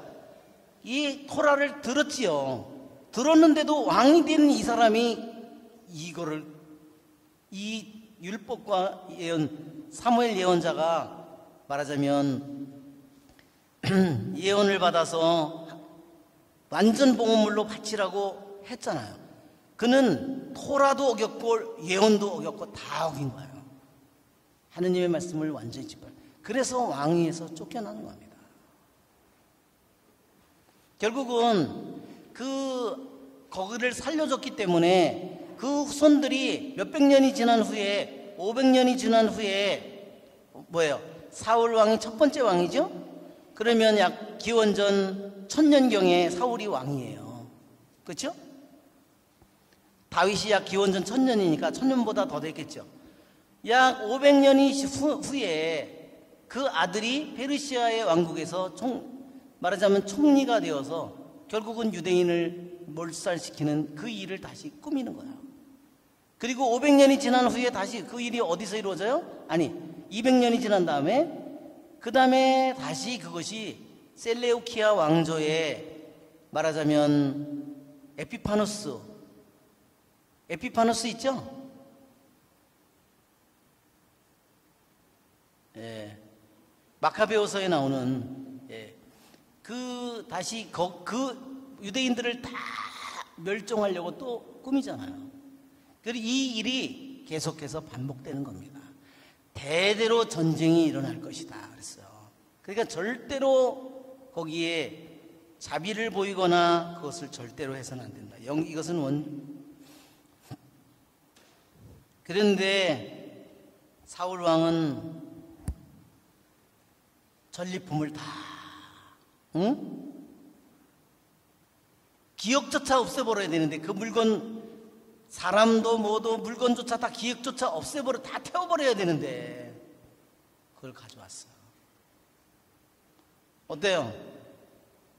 율법과 하느님의 율법과 사무엘 예언자의 주어진 예언과 이 모든 것을 사울 왕은 볼 때 어때요? 하느님이 전쟁을 이기게 해줬는데 사울은 아무 개념이 없죠? 왜 개념이 없는 건지 이해가 되시죠? 그는 토라를 완전히 개무시한 거예요. 율법, 하느님의 말씀을. 결국은 그걸 누가 갚아야 될까요? 자기의 후손들이 그걸 겪어야 되죠. 그래서 여기에 보면 다시 여기에서 보면 함다타의 아들 유다인들의 적 하만이라고 다시 등장하는 겁니다. 안티오쿠스 에피파누스죠. 아까 그 셀레우키아 왕조가 안티오쿠스 에피파누스. 네. 그 다음에 그래서 여기 보면 내일 다시 또 말하자면 두 번째 칙령대로 실행할 수 있도록 14일 날 아달월 14일에 실행할 수 있도록 해줬듯이 아달월 15일에도 14일에도 이것을 실행할 수 있도록 해주십시오. 이렇게 허락을 청했고 하만의 10아들을 그래서 말뚝에 매달도록 하는 겁니다. 왜? 바로 그들에게 다시 그들이 그런 걸 하지 못하도록. 아까도 여기서 이것이 내일이라는 말이요. 여기서 왜 예언이라고 그러냐면 내일도 이것을 할 수 있게 해주시고 또한 내일 이걸 10아들을 매달게 해달라고. 그래서 유대인들은 이것을 뭐라고 했냐면 오늘인 내일이 있고 나중인 내일이 있다 이랬어요. 자 보세요. 자 13일이죠. 아달월 13일이죠. 아달월 13일인데 실행하도록 한 건 14일 아니야? 아달월 14일이에요? 13일? 아달월 13일? 자, 내일이면 언제예요? 아달월 14일이에요. 자, 여기서 이날 내일이라고 그랬어요. 그러니까 14일이 돼서는 이날에 보면 이게 지금인데 보니까 뭐가 됐어요? 내일이 오늘이 됐죠? 그런데 오늘이 되는 내일도 있고 나중이 되는 내일도 있다는 거예요. 그러니까 이게 뭐예요? 끝나지 않았다는 겁니다. 대대로. 그래서 이 내일이 단지 아달월 14일에만 해당되지 않는다는 거예요. 또 언젠가 이 내일이 또 올 거라는 겁니다. 역사 속에서 이것이 계속 반복된다는 거죠. 그래서 여기에 에스텔이 한 말은 이것은 예언의 말이라는 겁니다.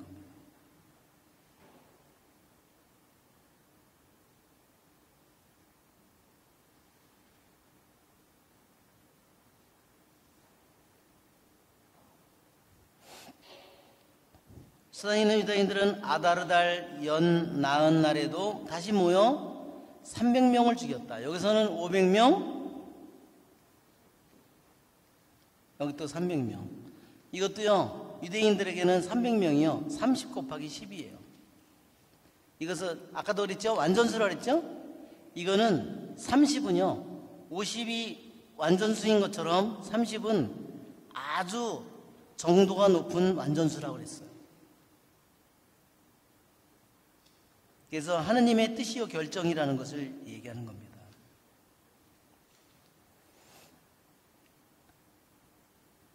임금의 속죄 사는 나머지 유다인들도 한데 모여서 자기들의 목숨을 지키기 위하여 봉기하여 자기네 원수들에게서 평안을 되찾았다.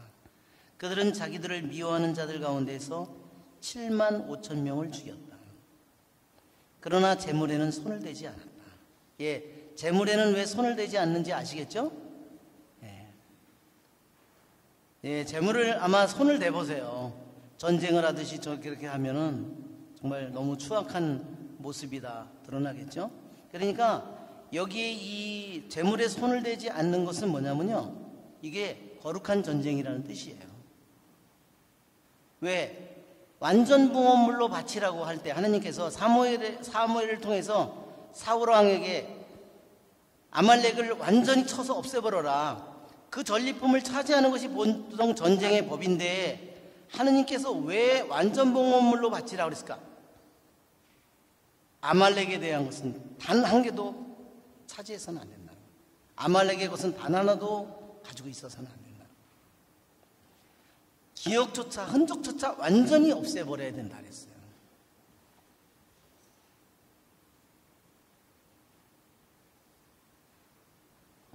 그런데 만약에 그 재물을 차지해봐요. 어떻게 되겠어요? 그렇죠?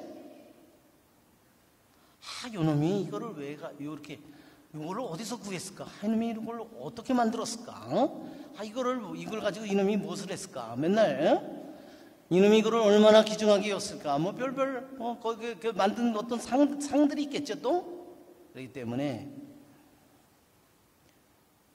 왜 유대인들이 아말렉의 이 전쟁에서 아무것도 재물에 손을 대지 않는지, 뭐냐면 이것은 거룩한 전쟁이다. 즉 이 전쟁을 너희들이 모두 유대인, 페르시아에 있는 모든 땅에 있는 모든 유대인들은 멸망할 운명에 있었지만 너희들을 구원한 것은 나다. 이 모든 것은 나기 때문에 이것을 완전봉헌물로 바치는 겁니다. 너희들의 실력으로, 너희들의 지혜로, 너희들의 힘과 용기로 물리친 것이 아니라 나의 결정이다. 내가 그것을 물리쳤다. 그렇기 때문에 하나도 차지하지 않고 완전히 바쳐야 되는 겁니다. 이것은 거룩한 전쟁이라는 의미를 가졌어.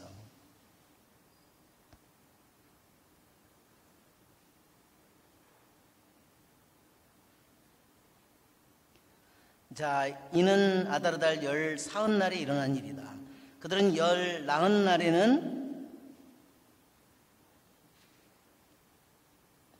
쉬면서 그날을 잔치와 기쁨의 날로 지냈다. 여기 보면 잔치와 기쁨이라는 말이요, 이 9장에서 5번이나 등장합니다. 어떤 데는 기쁨과 잔치 뒤바뀌어서 나오기도 하고 잔치 기쁨으로 나오기도 하는데요, 이 말이 5번이나 나옵니다. 수사에 있는 유다인들은 열 사흔 날과 연 나흔 날에 모였기 때문에 15날에는 쉬면서 그날을 잔치와 기쁨의 날로 지냈다.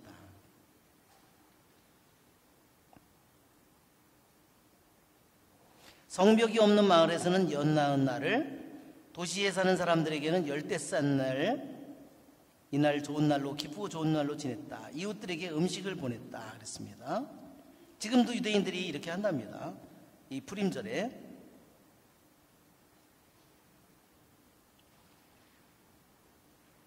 자, 20절에 푸림절을 제정하다. 모르드카이는 이 일을 기록하고 임금의 모든 속죄 사는 유다인들에게 가까이 있든 멀리 있든 서신을 보내어 그들이 해마다 아다르달 연나은 날과 열대싼 날을 축일로 지내도록 확정하였다.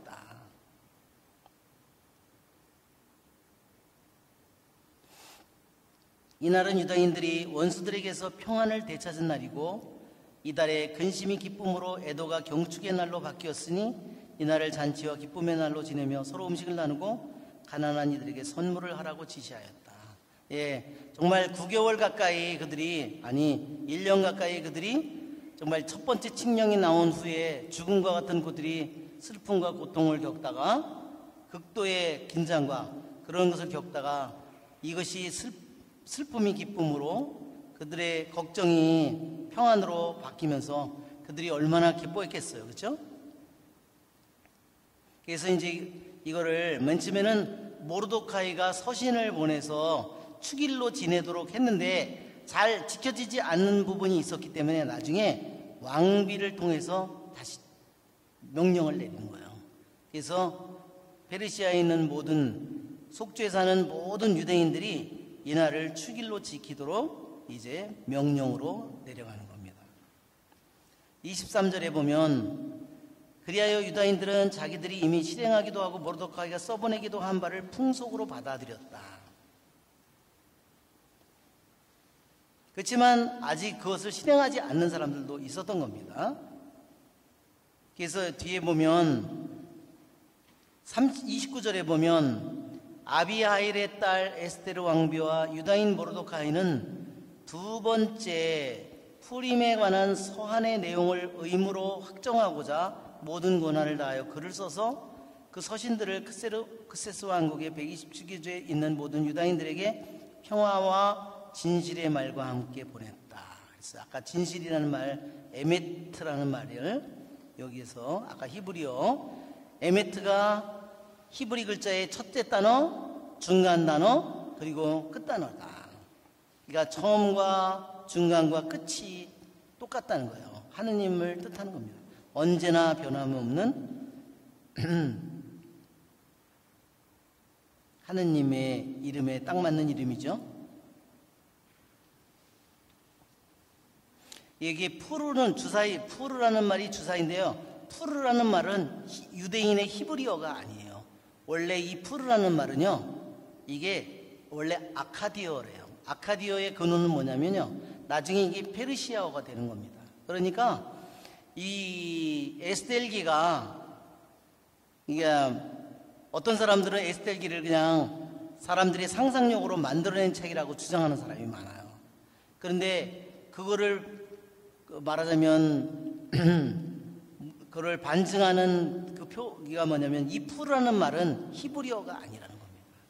이것은 원래는 아카디어이고 이것이 말하자면 페르시아의 근원이 된 거죠. 그런데 푸르를 풀임으로, 임으로 만든 것은요, 유대인들이 복수를 만들 때 임을 붙입니다. 임.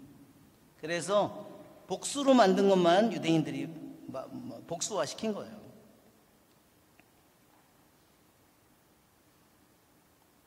그래서 지난번에 잔치와 기쁨의 날로 지냈다, 이사야서 61장에 얘기했죠. 제 대신 화관을, 그 말을 했어요. 그런데 이 일이 임금에 보고되자 25절, 임금은 서면으로 하만이 유다인들을 없애려고 꾸민 악한 음모가 자신에게 되씌워지고 그의 아들들을 말뚝에 매달도록 분부하였던 것이다.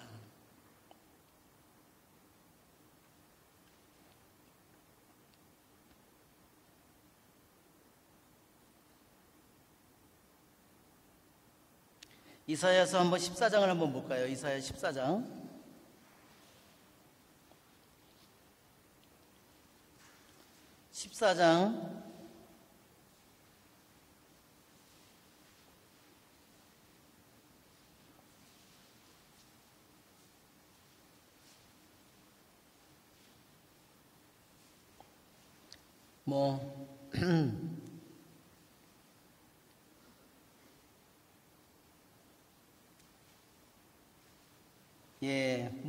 우리가 읽어보면 모든 민족의 임금들은 저마다 제 능면 속에 영광스럽게 누워있지만 너는 사람들이 꺼리는 유산화처럼 무덤도 없이 내던져져 부렁의 돌바닥으로 내려가는 살해된 자들, 칼에 찔려 죽은 자들로 옷처럼 뒤덮이고 발에 짓밟히는 송장처럼 되었구나. 그렇죠?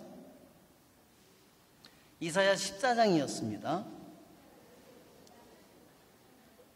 14장 18, 19, 20절까지 21절까지예요. 21절, 너희는 그의 아들들을 그 조상들의 죄악 때문에 학살할 준비를 하여라. 그들이 일어나 땅을 차지하고 세상을 성읍들로 채워서는 안 된다 그랬어요.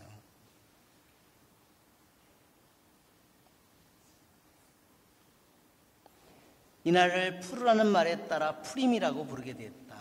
이렇게 모르드카이가 보낸 서한의 말과 자신들이 이에 관하여 직접 보고 겪은 것에 대하여 유다인들은 자신들과 후손들, 그들에게 귀화한 모든 이들에게 해마다 이 두 날을 쓰인 대로 정해진 때에 축일로 지내도록 거스를 수 없는 규정으로 확정짓고 풍속으로 받아들였다. 자, 유대인의 7 축제가 있죠? 유대인의 7 축제, 우리 그림을 보면, 우리 메노라 같이 생긴, 아니, 이거 말고, 저기 초같이 생긴, 이거 말고 또 하나, 또 초 같은 거, 노란색으로 또, 자, 이게, 우리 프린트는 이거 안 줬나요? 안 줬나 보네, 뭐, 오늘, 저기. 자, 여기 보면, 패스오버, 과월절, 무교절, 레븐 브레드, 그 다음에 폴스트 프루트, 초실절, 그 다음에 오순절, 그 다음에 트럼펫, 아톤먼트, 그 다음에 속죄일, 그 다음에 초막절. 자, 이렇게 돼 있는데, 여기에는 푸림이 없어요. 그죠? 여기에는 7 축제에는 푸림이 없어요. 푸림은 어디에 있냐? 그래서 이 가운데에 있다고 그래요. 왜? 여기에서 여기와 이거를 초막절과 티시리달, 그 다음에 이건 춘분이죠? 이게 춘분 때예요. 이건 춘분 때, 이건 추분 때예요. 여기에 이거를 연결시켜 주는 것이 푸림과 하누카라고 이렇게 얘기합니다. 자, 유대인들에게는 축제가요. 축제가 7개의 축제 말고도 무슨 축제가 있어요? 가장 기본적인 축제는요, 주간 축제예요. 위클리. 한 주간마다. 뭐예요? 안식일이 있어요. 달마다 뭐가 있어요? 달마다. The new moon is.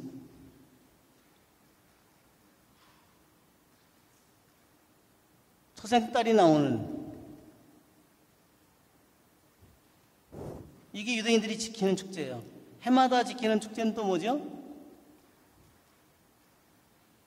해마다 7 축제 플러스 또 뭐가 있어요? 푸림, 또 하누카.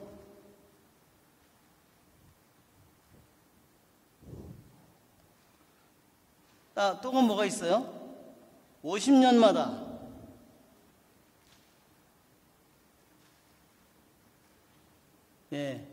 이게 대희년 주빌리. 이게 유대인들이 매주마다, 매달마다, 매해마다, 50년마다 지키는 그들의 축제입니다.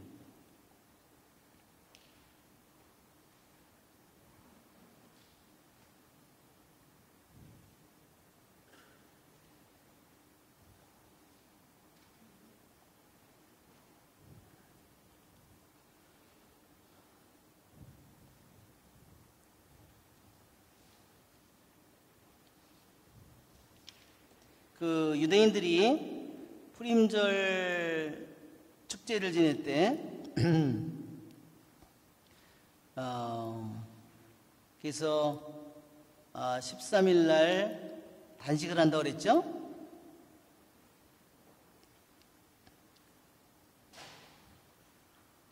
그 다음에 성벽이 없는 곳에서는 14일 날, 성벽이 있는 도시에서는 15일 날 지켰다 이렇게 되어 있고요. 이 에스더 두루마리를, 그러니까 저녁에 한 번 읽고 그 다음날 아침에 한 번 또 읽었어요. 2번 읽었습니다. 그리고 이것은 꼭 책으로 이렇게 안 읽고 꼭 두루마리로 해서 두루마리로 읽었고,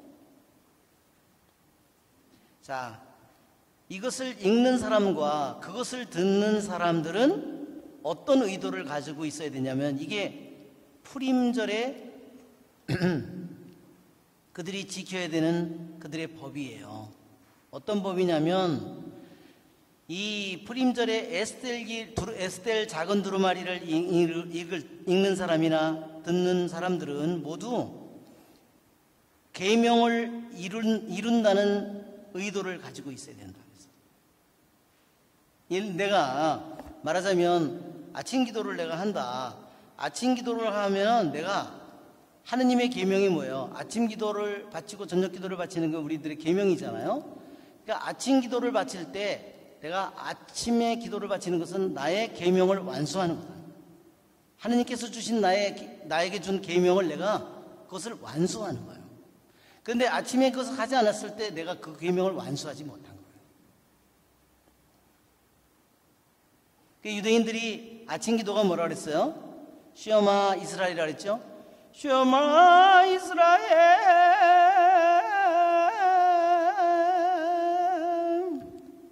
아도나 이렇게 그들이 그거를 하면서 그거를 할 때 그 뭐냐면 내가 오늘 하느님의 계명을 내가 완수하고 있다는 거.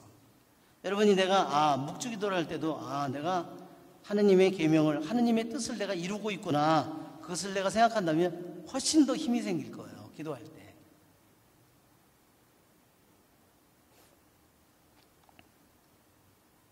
그것이 유대인들이 가진 마음이라는 거죠. 우리가 이 마음을 배워야 돼요. 그러니까 독서하는 사람이나 이 에스겔기 두루마리를 읽는 사람이나 듣는 사람이 모두 하느님의 계명을 완수하고자 하는 의도를 가져야만 합니다.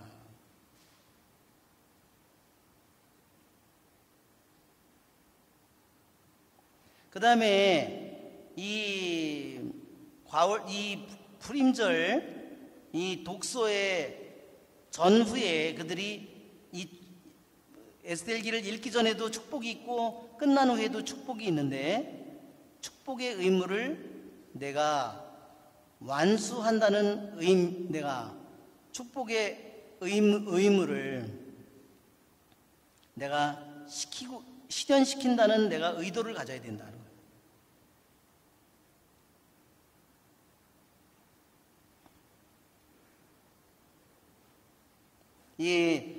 이것을 읽기 전에 축복이 뭐겠어요? 잘 귀담아 듣고, 그죠?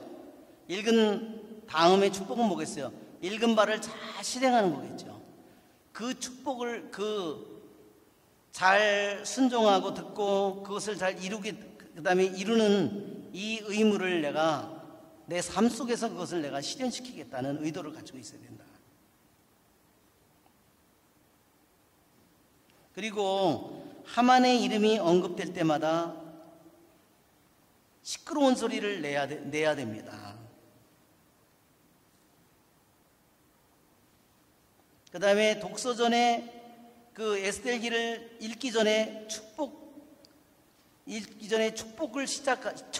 시작하면서 이거를 에스겔기를 전체를 읽는데 이 독서 전에 축복 때부터 읽고 난 다음에 축복 때까지는 한마디도 다른 말을 해서 안 된대요. 하만이나 모르드카이가 나올 때 막 야유하고 이렇게 환호하는 두 가지 일을 할 수 있는데 그 다음에 한마디도 다른 말을 그들이 말하는 것은 금지되어 있다 그랬습니다.